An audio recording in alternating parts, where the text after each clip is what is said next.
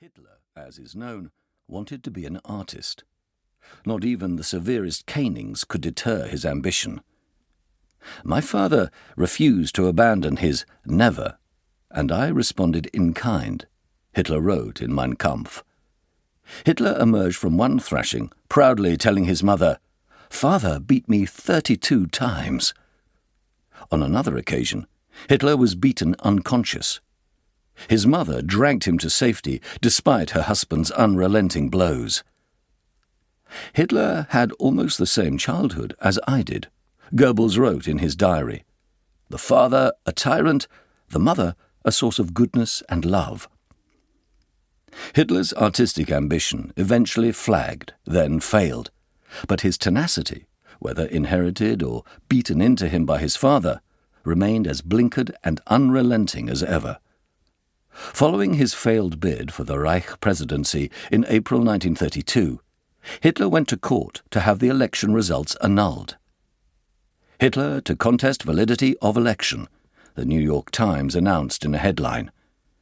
The court dismissed the Hitler suit. Observing that Hindenburg had beaten Hitler by 5,941,582 votes, the court upheld the election results, ruling that the disparity was so significant that it would make no sense for a national recount of the ballots.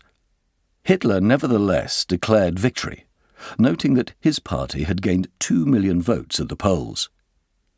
That is a feat that has never been equalled, and I have done this despite the unconstitutional ban placed on my broadcasting election appeals, Hitler said, denouncing the flood of lies and slanders spread about me in the election campaign of the 10 parties opposed to my candidature. Hitler looked ahead to the next Reichstag elections with equally fierce determination in his effort to destroy democracy through democratic process. Echoing Georges-Jacques Danton's revolutionary call for unrestrained and audacious action, l'audace, encore l'audace, toujours l'audace, that preceded and precipitated the first bloodshed of the Great Terror in France, Hitler offered his own triadic call to arms against his country's constitutional republic. I shall continue as I have begun. I shall attack, attack, and attack again. For 13 years, since his first encounter with a handful of men in the backroom of a Munich beer hall in September 1919, Hitler had been driven by a single ambition: to destroy the political system that he held responsible for the myriad ills plaguing the German people.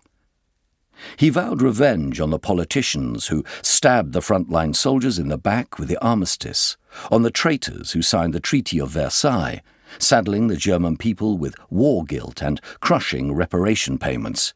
He said heads will roll.